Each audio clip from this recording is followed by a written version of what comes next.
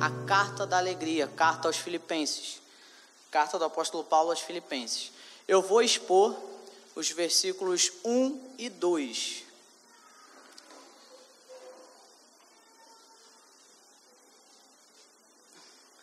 O pastor já orou por mim, então para a gente, otimizar o tempo, redimir o tempo, então nós já vamos seguir.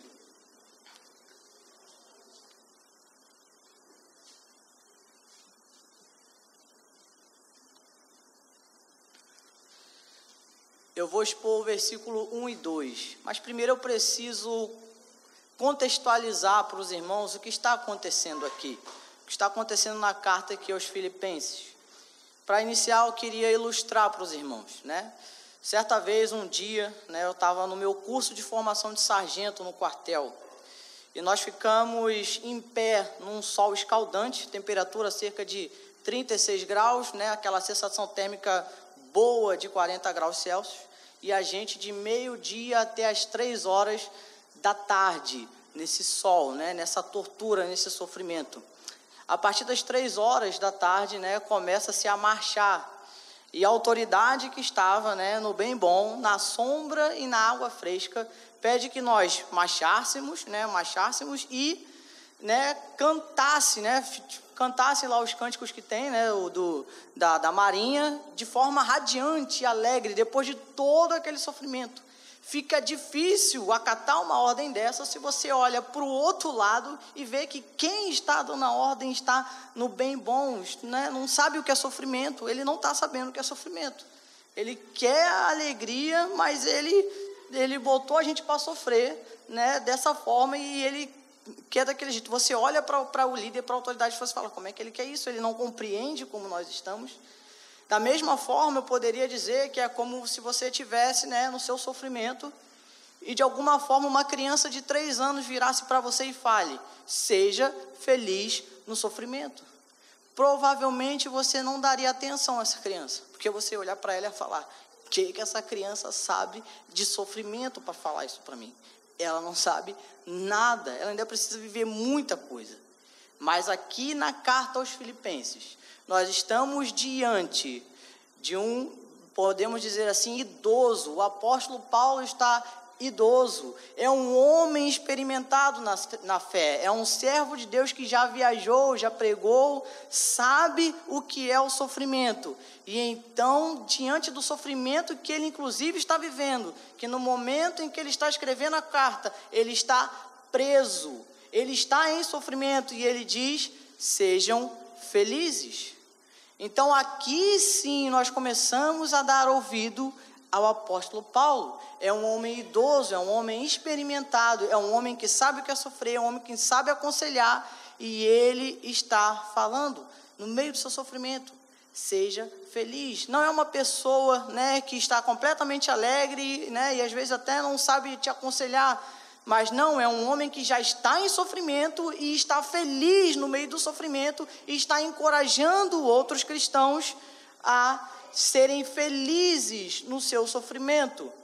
Mas a pergunta é, se o apóstolo Paulo está na prisão, como essa carta chega aos crentes em Filipos? Se ele está preso, como essa carta chegou nessa igreja? E nós vamos ler Filipenses 2, 25 a 30. Filipenses 2, do verso 25 ao verso 30. O que acontece aqui? Epafrodito, ele sai, dessa cidade para levar ofertas ao apóstolo Paulo. Leia comigo, verso 25.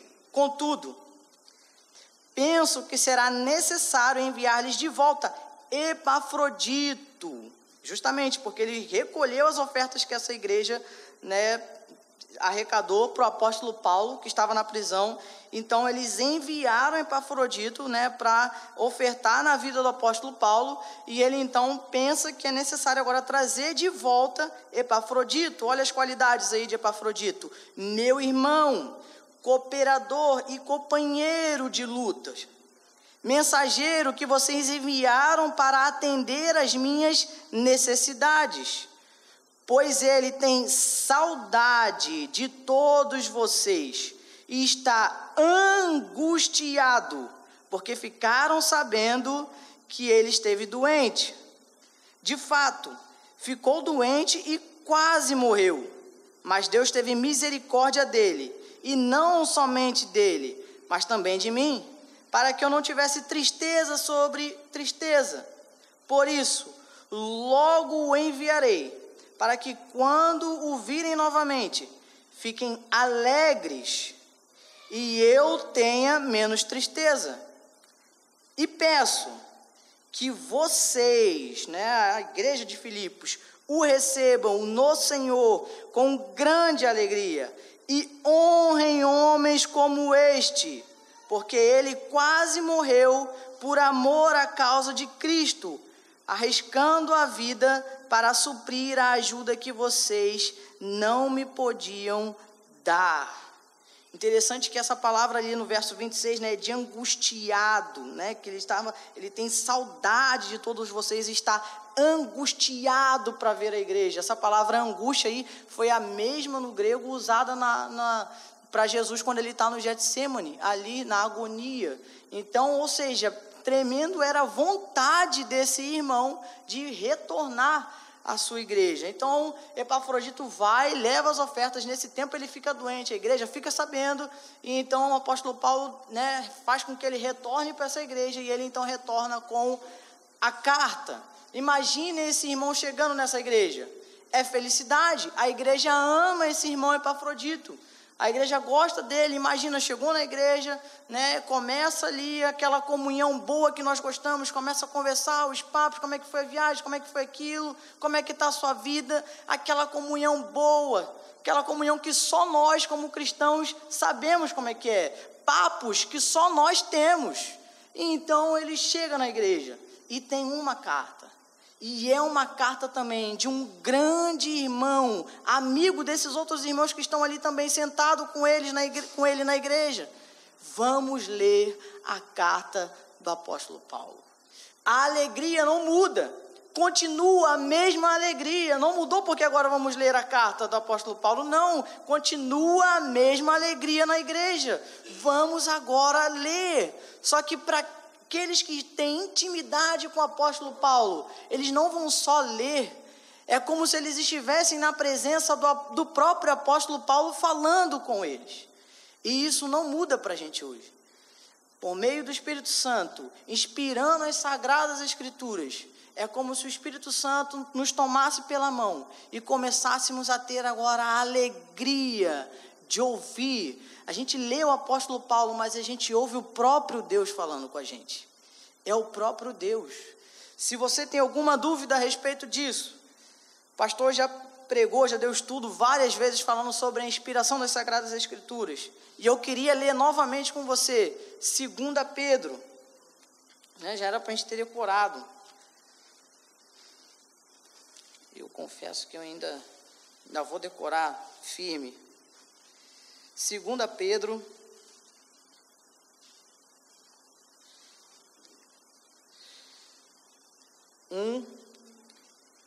o verso 20, vamos lá. Antes, cara, tem gente procurando. Vou esperar.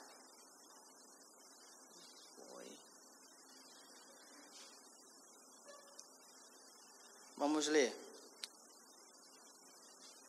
Antes de mais nada, saibam que nenhuma profecia da Escritura provém de interpretação pessoal, pois jamais a profecia teve origem na vontade humana, mas homens falaram da parte de Deus, impelidos pelo Espírito Santo.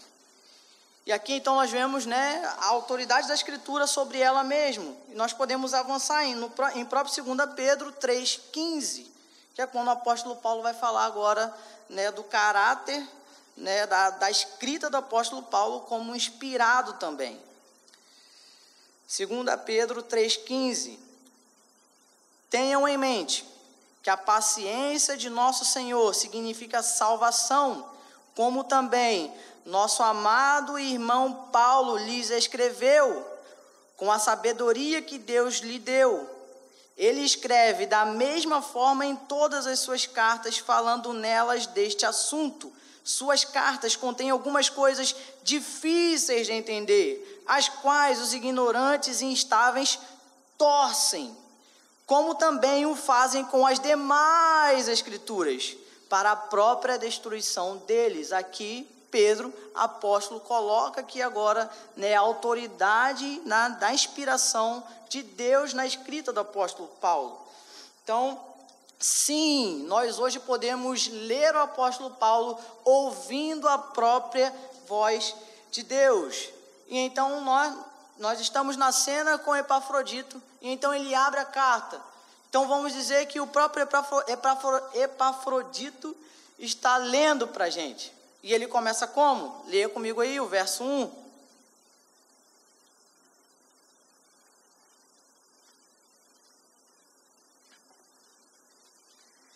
Paulo e Timóteo. Já começa assim. Paulo e Timóteo. Paulo é o autor da carta. Timóteo está aqui, né, como uma testemunha e um colaborador. Nós sabemos que o apóstolo Paulo, ele é o autor, porque lá em Filipenses 2, a partir do verso 19, ele vai mencionar, né, a pessoa de Timóteo, e ele mesmo vai fazer a redação do texto na primeira pessoa, como ele mesmo escrevendo. Então é difícil imaginar que o apóstolo Paulo estaria ditando, né, para o próprio Timóteo e falando dele ali. Então a gente não consegue imaginar dessa forma. Então o apóstolo Paulo, ele mesmo está escrevendo essa carta, ele é o autor, e Timóteo está aqui como uma testemunha. Em que sentido? Nós vamos lembrar que lá no Antigo Testamento, né, um testemunho verdadeiro tem que ter duas testemunhas. Nós temos aqui, né, vocês viram o Epafrodito, que estava lá com Paulo na prisão, né, também, que levou as ofertas. Nós temos Timóteo e nós temos o próprio apóstolo Paulo escrevendo. Então nós temos nós temos aí as duas testemunhas. Por quê? Pensa comigo. Aqui no relato de Epafrodito, nós lemos que para o apóstolo Paulo, né, a morte dele seria tristeza sobre tristeza. Mas por outro lado, o apóstolo Paulo vai dizer que a morte dele é lucro. Os acusadores do apóstolo Paulo poderiam falar: esse é um velho gagá. Com todo respeito, ele está perdendo a noção, ele não está sabendo o que ele está escrevendo. Então aqui na carta nós temos dois jovens que estão, né, por uma autoridade, né, de Deus, estão atestando que ele está, né, de boa consciência e testemunha da alegria e o amor do apóstolo Paulo por essa igreja. Nós vamos tratar sobre isso, né, o decorrer aí da carta aos Filipenses, mas eles estão aqui para mostrar, não, o apóstolo Paulo está com a consciência sã, e ele escreve com sabedoria. É esse testemunho que Timóteo está aqui, está aqui Paulo e Timóteo. Por outro lado, uma coisa muito importante que nós começamos a aprender com o apóstolo Paulo: a caminhada cristã não se faz sozinha. A caminhada cristã não se faz sozinha. O apóstolo Paulo aprendeu a ordem que Jesus deu quando ele envia os discípulos a pregar. O texto vai dizer que ele enviou-os 2 a 2. Marcos 6, né, o verso 7 vai dizer isso. Então, por que ele entende isso? Porque ele sabe que diante das agruras da vida, diante do sofrimento, diante, né, das difíceis partes da jornada, ter uma pessoa ao lado é mútua cooperação, é mútuo ensino, é mútuo encorajamento.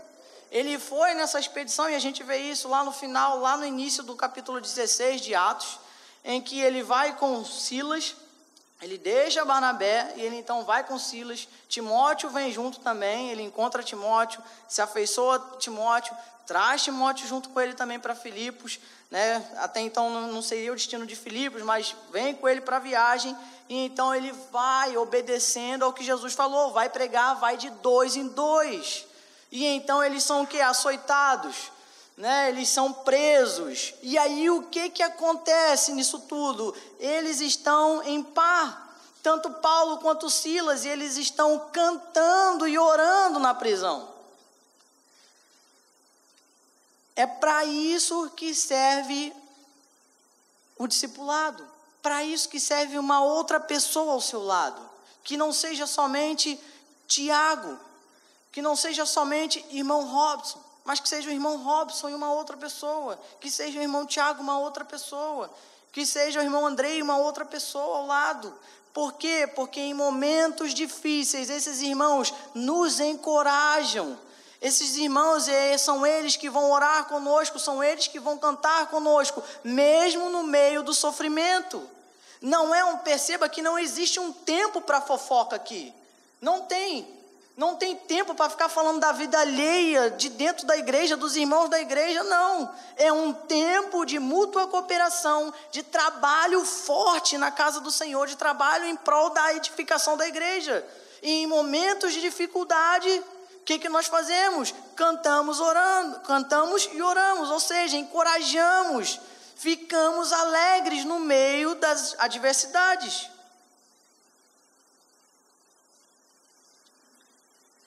A minha pergunta é, se o apóstolo Paulo estava cantando e orando na prisão junto com Silas, o que será que então não passou na mente dele sobre o que os outros estavam pensando dele? E o texto lá vai dizer, em Atos 16, 25, que eles estavam orando, cantando hinos a Deus, e os outros presos os ouviam. O que isso quer dizer? Que eles não estavam nem aí. O que o texto de Filipenses diz para nós logo em seguida é o quê? Que eles são o quê? Servos de Cristo Jesus.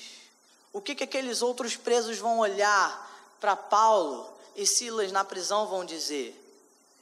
Tem aqui uma pessoa que mesmo diante de uma situação, isso o ímpio, uma situação que de forma alguma eu estaria alegre, de forma alguma eu estaria louvando, de forma alguma eu pensaria em Deus, eles estão aqui orando e cantando.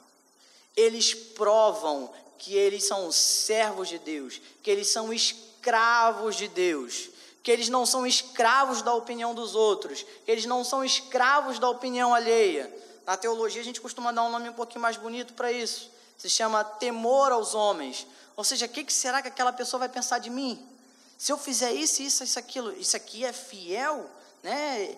É cristianismo, é o que Cristo manda fazer, mas o que será que o outro vai estar pensando? O outro vai pensar que eu sou servo de Cristo, que eu sou escravo de Cristo. E é isso que o apóstolo Paulo traz para a gente aqui. Ele se apresenta a essa igreja como um escravo de Cristo. Ele não precisa mostrar que ele é o apóstolo. A igreja já reconhece a autoridade dele. A igreja já sabe quem é o apóstolo Paulo, já o reconhece como líder. Então o apóstolo Paulo aqui ele se apresenta realmente como um amigo, como um companheiro que está junto com esses irmãos ali. E aqui é uma coisa difícil. Às vezes a gente prefere a opinião de um estranho do que a opinião de um amigo. Sendo que um amigo está ali contigo, está convivendo com você, te conhece mais do que o estranho, mas às vezes você prefere a opinião do estranho do que o amigo que está com você. Às vezes até fala assim, não, a opinião do amigo não vale, você não vale, você está comigo há muito tempo. Conheço alguns amigos, não posso nem dizer amigos, colegas de trabalho que fazem certas coisas, comprei isso e isso, aquilo. Eu falei, rapaz, mas o que a tua esposa acha disso? Ela não tem que achar nada não, eu comprei e acabou. Eu falei, que isso? Estou lidando obviamente com ímpio, mas isso às vezes acontece no nosso meio. A pessoa que está com você lado a lado e a opinião dela não importa, como pode?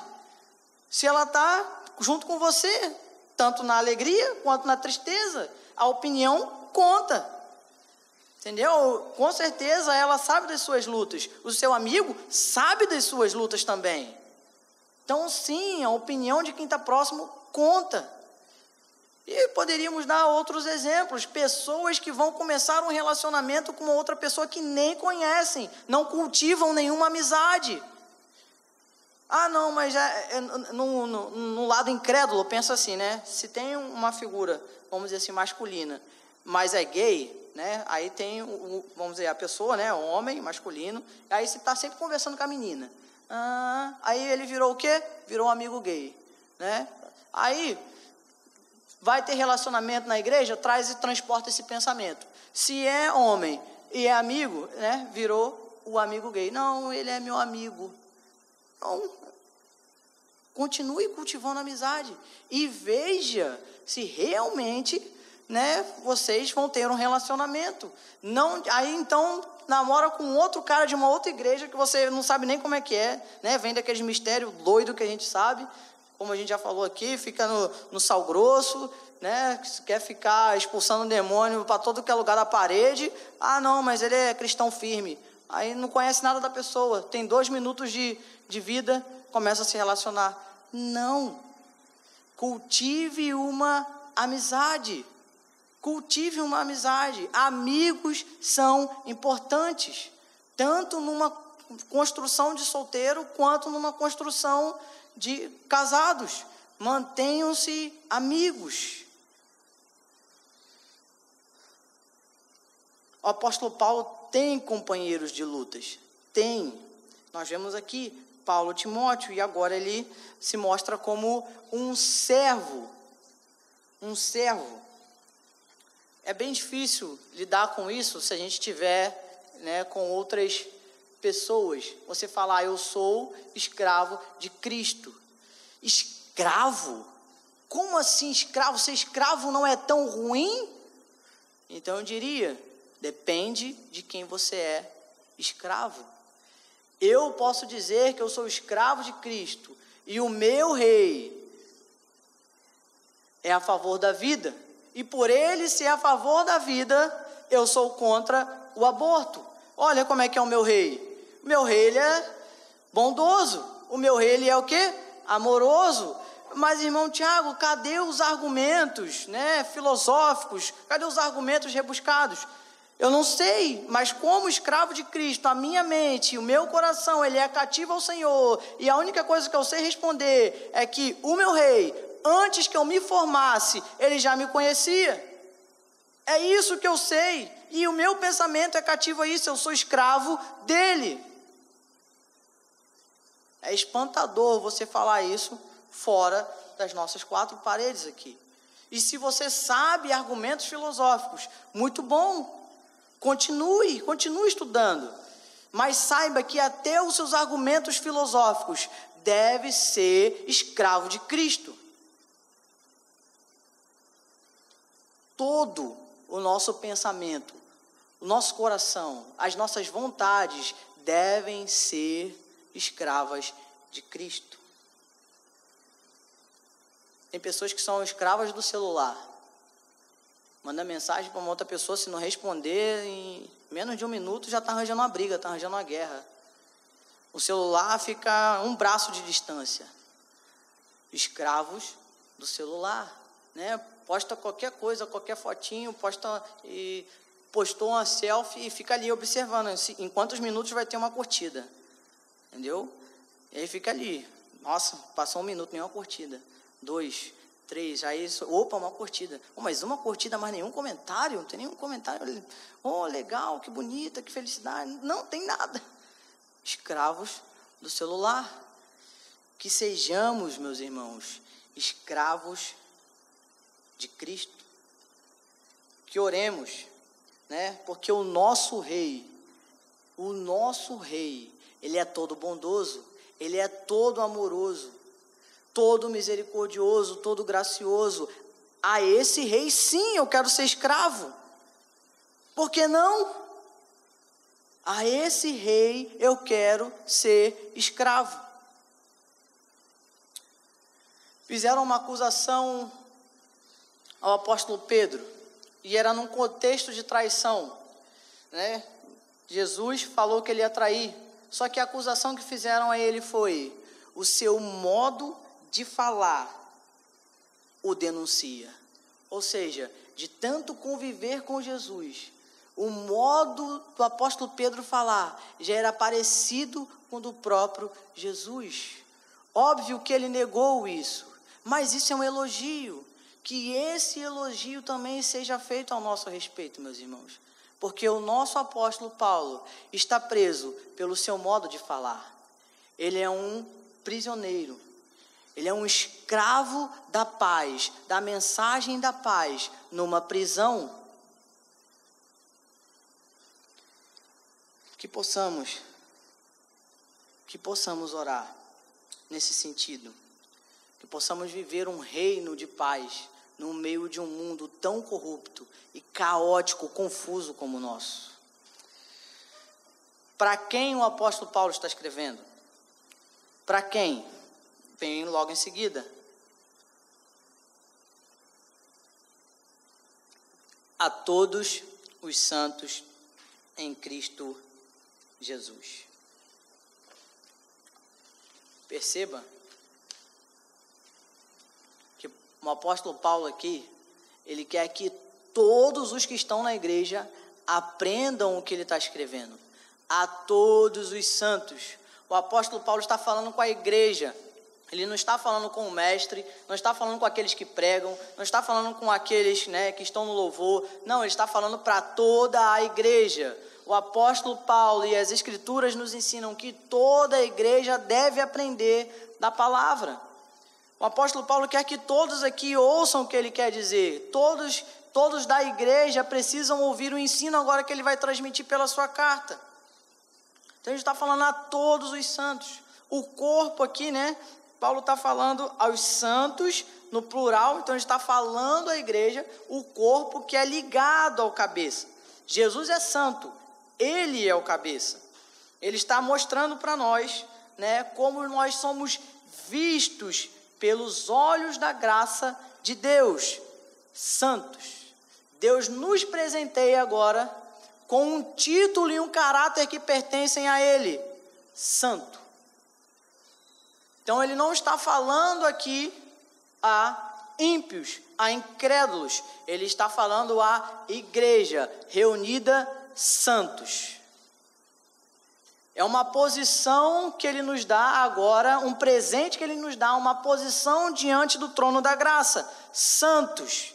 E isso nos define, isso nos encoraja, porque seja você uma pessoa que ora mais, ou uma pessoa que ora menos, uma pessoa que lê pouco a Bíblia, uma pessoa que lê muito a Bíblia, que está mais tempo na igreja, que está menos tempo na igreja, você recebeu um presente da justificação pela fé, por onde nós ouvimos e vivemos neste mundo como santos. Alguns estudiosos vão dizer que é a santificação definida, ou seja, um outro nome para justificação pela fé. É Deus nos declarando justos. Isso sim é uma definição. Isso sim nos encoraja, porque é independente da sua performance na igreja. Seja você muito atuante ou pouco atuante, você é um santo.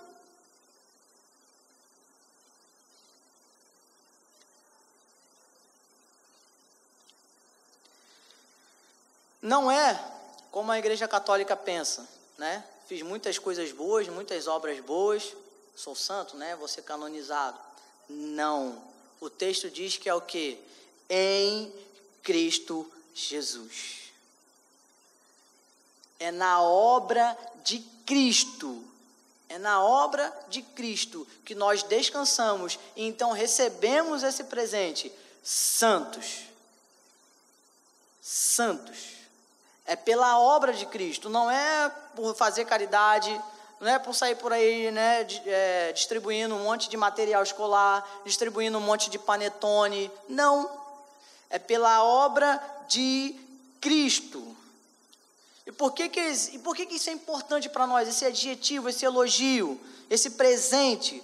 Que alguns irmãos que nós vemos, algumas pessoas que por algum motivo se desviam da fé, por alguma circunstância, geralmente vai botar a culpa em alguma circunstância dentro da igreja, vai botar às vezes a palavra de um líder da igreja que feriu ele, o pastor que não visitou, o irmão que não acompanhou a vida dele. Então, diversos motivos, sendo que a igreja reunida tem o presente, que é o quê? Santos. Deus deu, não é aquela brincadeira, que fazia antigamente de bem me quer, mal me quer, com as pétalas das rosas. Agora eu te dou o presente, não, agora eu não te dou mais. Não, Deus está dado. A salvação está em Cristo. Não são essas circunstâncias que nos afastam do Senhor, é o nosso próprio coração endurecido que começa a nos afastar do Senhor, e então queremos colocar a culpa em alguma coisa. Vai ser em alguma circunstância, se não for em alguma circunstância é na igreja, mas a igreja reunida tem esse presente dado por Deus, santos. Eu sei que essas coisas acontecem, esses eventos, esses ferimentos em relação a partes da igreja, mas isso não é motivo para acusar a igreja, acusar algum irmão. O nosso coração tem que ser cativo ao Senhor, tem que ser escravo do Senhor. Nesse sentido, nós vemos que Paulo, ele está na prisão, ele está num sofrimento, numa tempestade, e ele continua nos encorajando com esse título que ele também recebeu, santo. E é isso que o mantém de pé, é isso que o mantém na empreitada da pregação da palavra. Imagina, está pregando a palavra, não estou fazendo nada de ruim, estou pelo contrário, pregando a mensagem da paz, pregando o evangelho de salvação, e então eu estou preso aqui. Ele poderia botar a culpa em várias coisas, mas ele não coloca a culpa em nada. Ele chama todos os santos em Cristo Jesus para compartilhar das suas aflições. Ele não se afasta por esse motivo. Estou pregando e não vem ninguém aqui me ver, não vem ninguém aqui falar nada comigo. Não, eu vou aproveitar do meu sofrimento e edificar a igreja de Filipos.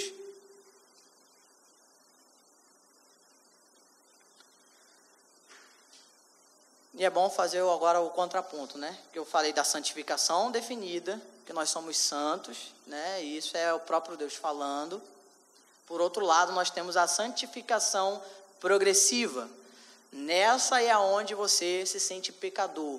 E por você se sentir pecador e ver mais e mais do amor de Deus ser transbordado na sua vida, você vai querer caminhar em santidade. Por isso é progressiva, que aí agora é um trabalho, juntamente, uma participação sua, juntamente com a palavra de Deus, com os meios de graça, como nós aprendemos. O apóstolo Paulo, ele continua, ele está falando a toda a igreja e agora ele vai especificar, ele vai falar com os líderes, com os bispos e diáconos. Então a importância aqui também da liderança. A igreja está reunida, mas ele também aponta para a liderança da igreja. Também a liderança da igreja é responsável por proteger, supervisionar e nutrir a alma dos irmãos. Ou seja, a igreja, a liderança, ela é sensível às necessidades do povo de Deus. E por esse motivo, Paulo aqui, de certa forma, está honrando esses líderes, porque eles prepararam, eles foram responsáveis por preparar essa oferta que Epafrodito levou para ele, ou seja, está sensível à aflição do apóstolo Paulo. Uma das coisas que a gente acha que ser líder, ou estar na liderança, ou muitos líderes, é para diminuir o trabalho da igreja. Ou seja, tem muitos líderes para os outros irmãos não fazerem nada, ou ficarem só assistindo. Não. Cada um no corpo de Cristo tem a sua função. E eu quero que você leia comigo, Efésios 4.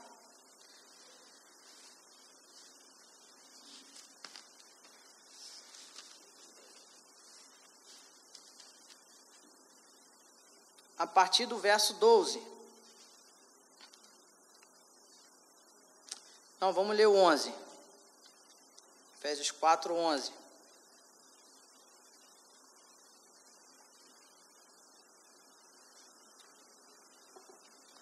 Diz assim: e ele designou alguns para apóstolos, outros para profetas, outros para evangelistas e outros para pastores e mestres, com o fim, com a finalidade, com o objetivo de preparar os santos para a obra do ministério, para que o corpo de Cristo seja edificado até que todos alcancemos a unidade da fé e do conhecimento do Filho de Deus. Ou seja, a liderança trabalha para isso, para preparar outros santos também para a edificação do corpo de Cristo.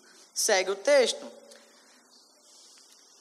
O Filho de Deus, até que cheguemos à maturidade, não, parei no 13, né? Até que todos alcancemos a unidade da fé e do conhecimento do Filho de Deus e cheguemos à maturidade, atingindo a medida da plenitude de Cristo. O propósito é que não sejamos mais como crianças, levados de um lado para o outro pelas ondas. Ou seja, esses irmãos aí, né, estão na igreja, estão frequentando a igreja, estão aprendendo, têm discipulado, estão acompanhando outros irmãos. Para quê? Para não ser como criança, para não ser imaturo, levado por qualquer opinião, né, nem jogados para cá e para lá por todo o vento de doutrina e pela astúcia e esperteza dos homens que induzem ao erro. Antes, seguindo a verdade em amor, cresçamos em tudo naquele que é a cabeça, Cristo. Dele, todo o corpo, ajustado e unido pelo auxílio de todas as juntas, cresce e edifica-se a si mesmo em amor, na medida em que cada parte realiza sua função. Eu estava vendo algumas fotos, né? E eu vi as mensageiras junto com a irmã Márcia, né, trabalhando na ornamentação da igreja. São, né, meninas que estão ali ao lado dela. Que essas meninas acompanhem a irmã Márcia. E no futuro, sejam elas a ornamentar a igreja. Os irmãos que aprendem na escola dominical com o Tiago, que no futuro sejam professores, se assim Deus o permitir. Que outros irmãos que acompanham Ledi, Leci e tantos outros que trabalham na igreja também venham exercer a sua função, cada um na sua área. Por isso que é importante ter um outro ao lado, porque também vai ensinando os trabalhos e os caminhos da igreja, ensinando os perigos. Olha, aqui tem perigo, aqui podem te induzir isso, a isso, aquilo. Então, o discipulado também é importante para isso, e a liderança trabalha também no discipulado para isso. Por isso que o pastor tem outros líderes, para estar acompanhando esses outros irmãos, tem os departamentos, tem os setores, para que no futuro eles é que venham assumir a função, a liderança. Novamente, cada um na sua área. A igreja, por meio desses líderes, eles participam das aflições do apóstolo Paulo. Nós já vemos que o irmão Vinícius, né, ele já pregou em Filipenses, o apóstolo Paulo fala, né, que ele não tinha essa necessidade do dinheiro, por conta do contentamento. Nós vamos ver isso mais para frente, em outros sermões. Mas lá no finalzinho, eu quero ler com os irmãos Filipenses 4, a partir do 14, do verso 14, vai falar que por meio dessas ofertas, os irmãos da igreja de Filipos estão participando com eles, participando com o apóstolo Paulo das aflições dele. Filipenses 4,14. Apesar disso, vocês fizeram bem em participar de minhas tribulações. Como vocês sabem, Filipenses, nos seus primeiros dias no Evangelho, quando parti da Macedônia, nenhuma igreja partilhou comigo no que se refere a dar e receber, exceto vocês, pois estando eu em Tessalônica, vocês me mandaram ajuda, não apenas uma vez, mas duas, quando tive necessidade. Não que eu esteja procurando ofertas, aqui é para que ele está falando, o apóstolo Paulo está reclamando, o apóstolo Paulo quer dinheiro, e aí então ele fala, não que eu esteja procurando ofertas, mas o que pode ser creditado na conta de vocês. Ou seja, ele aponta agora o elogio para a igreja. Recebi tudo, e o que tenho é mais que suficiente. Estou amplamente suprido, agora que recebi de Epafrodito os donativos que vocês enviaram. São uma oferta de aroma suave, um sacrifício aceitável e agradável a Deus. Ou seja, a liderança dessa igreja estava sensível à necessidade do povo. O apóstolo Paulo funda essa igreja, então essa igreja participa das aflições do apóstolo Paulo. Como é bom ter irmãos na igreja que participam nas nossas aflições. Coloque isso como objetivo para você. Eu quero participar das aflições dos meus irmãos. É óbvio que eu não vou conseguir participar de todos. Ainda que eu fique só ali com os adolescentes, eu ainda não consigo, participar de todos. Mas que você consiga pelo menos de um. Comece com pouco. Que nós possamos participar das aflições uns dos outros. Para isso também é necessário o quê? Humildade. Em que sentido? Para falar o problema. Porque tem irmão que não fala, tem irmão que de alguma forma é orgulhoso e fica para ele o problema e não quer compartilhar. Vai ficar envergonhado. É muito difícil falar sobre isso. Seja humilde, meu irmão. Comente as suas aflições com algum irmão sábio, algum irmão próximo. Partilhe das suas aflições. Como é bom participar das aflições dos outros irmãos, assim como Silas e Paulo na prisão cantavam e oravam. Por fim, Paulo fala a vocês, versículo 2, a vocês, graça e paz da parte de Deus, nosso Pai e do Senhor Jesus Cristo. A vocês. Quando eu estou dando aula para os adolescentes, eu prendo a atenção fazendo perguntas. Se o apóstolo Paulo, até agora, estava falando somente para os santos, para aqueles que confiam no Senhor, que são escravos de Cristo, agora, quando ele fala graça e paz, a minha pergunta para o texto é: que graça é essa? Que paz é essa?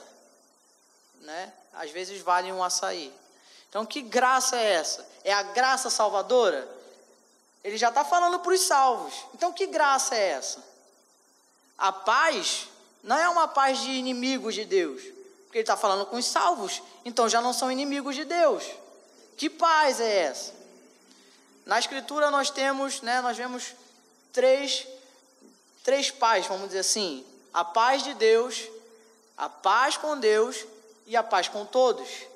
A paz com Deus é aquela que todo o que não é regenerado, todo o que não se arrependeu, não é convertido, precisa, porque ele é inimigo de Deus. Então ele precisa da paz com Deus. Ele precisa dessa paz. A partir do momento, que ele se entrega ao Senhor, a sua vida agora, está diante de um rei. Ele vive numa democracia, como nós vivemos aqui como peregrinos, mas ele, estamos numa democracia, mas ele vive para um rei.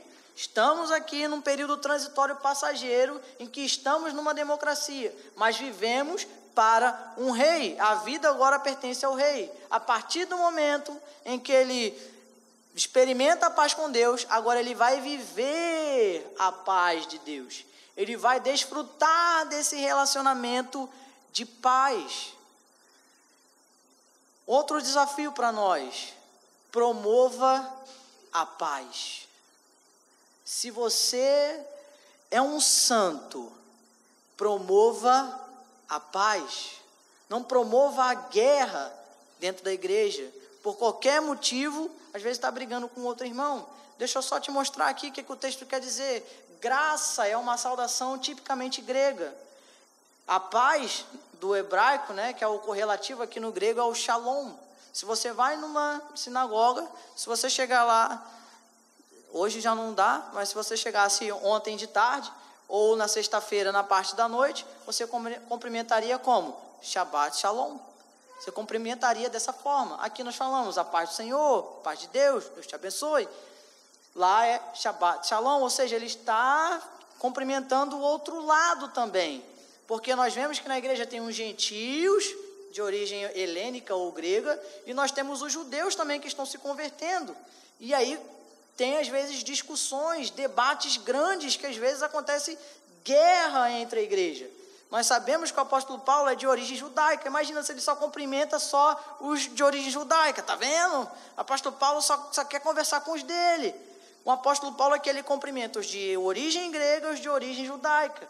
Isso não quer dizer, a aplicação aqui não é que você tem que cumprimentar todos da igreja. O que o apóstolo está mostrando aqui é promovendo a paz. Porque esse é o problema ali. O problema ali não era cumprimento. O problema ali era justamente a paz. Estava faltando paz. Então não é, vamos dizer assim, criar uma guerra com o irmão porque não te cumprimentou. Vá até o irmão e o cumprimente. Acabe com a guerra. Promova a paz, se isso te incomoda. Às vezes eu fico pensando, será que eu não cumprimentei aquele irmão? Será que ele ficou incomodado? Para mim já basta balançar a cabeça. Eu balancei a cabeça, fiz assim, já está bom, cumprimentou.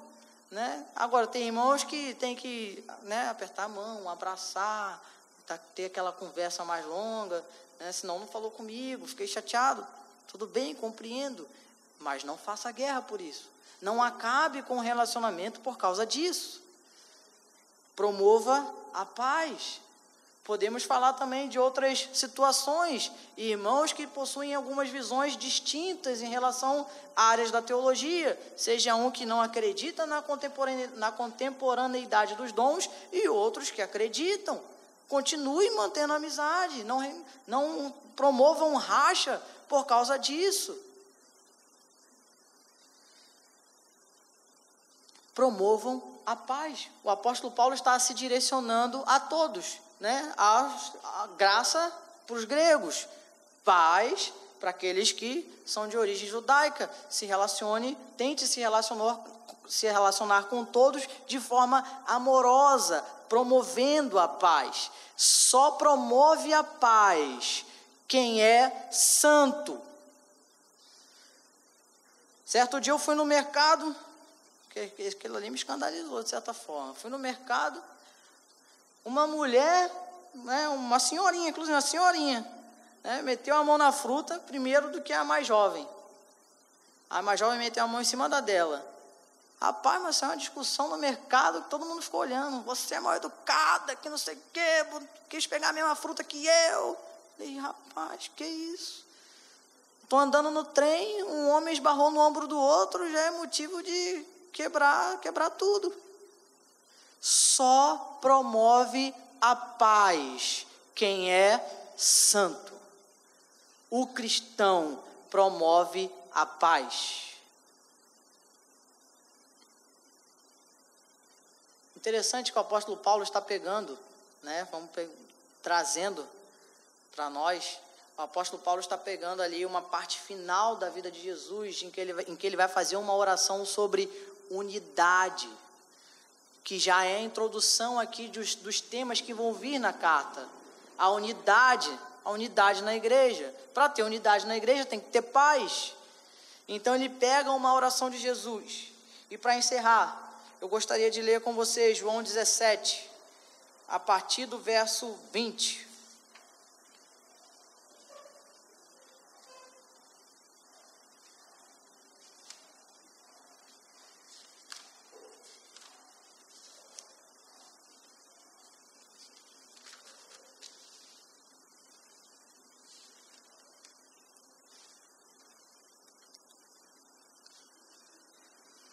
João 17, 20.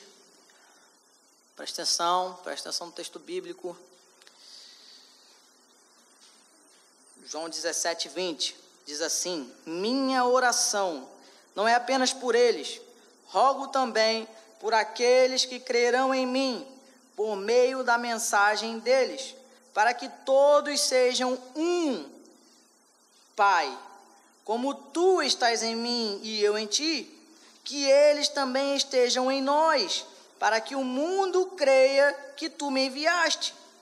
Dê-lhes a glória que me deste, para que sejam um, sem essa divisão de judeu, grego, unidade, paz. Assim como nós somos um, eu neles e tu em mim, que eles sejam levados à plena unidade, para que o mundo saiba que tu me enviaste e os amaste, como igualmente me amaste. Pai, quero que os que me deste estejam comigo onde eu estou e vejam a minha glória, glória que me deste, porque me amaste antes da criação do mundo. Pai justo, embora o mundo não te conheça, eu te conheço, e estes sabem que me enviaste. Eu os fiz conhecer o teu nome e continuarei a fazê-lo, a fim de que o amor que tens por mim esteja neles e eu neles esteja. Louvado seja o nome do Senhor. Como nós vimos aqui na EBD, temos a centralidade da palavra de Deus na nossa igreja, mas que a nossa igreja não seja antipática, mas que a nossa igreja promova a paz. Comece fazendo isso no seu lar. Diminua as brigas. Se possível, faça um desafio essa semana. Não vou brigar. Não vou discutir relação. Vou tentar ao máximo promover a paz. Procure, palavras de graça. Conhecendo a paz com Deus, deixamos de ser inimigos. Agora desfrutamos de um relacionamento de paz com o Deus de paz. A partir desse momento, todos nós desejamos a promessa que Isaías fala lá no capítulo 32, no verso 18. O meu povo viverá em locais pacíficos.